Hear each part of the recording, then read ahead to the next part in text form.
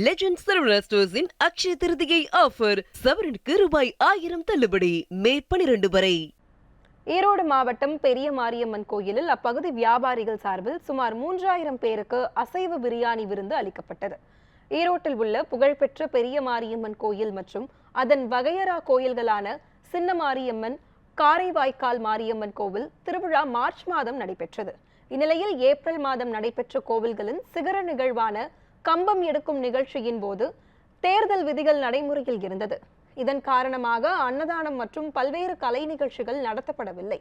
இதனையடுத்து தற்சமயம் தேர்தல் விதிகள் சற்று தளர்த்தப்பட்டுள்ளதால் ஜவுளி வியாபாரிகள் சார்பில் அசைவ பிரியாணி விருந்து வைக்கப்பட்டது.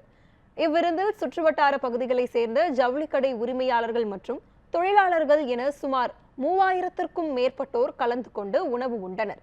இவ்விருந்தின் காரணமாக அப்பகுதி முழுவதும் விழாக்கோலம் பூண்டது.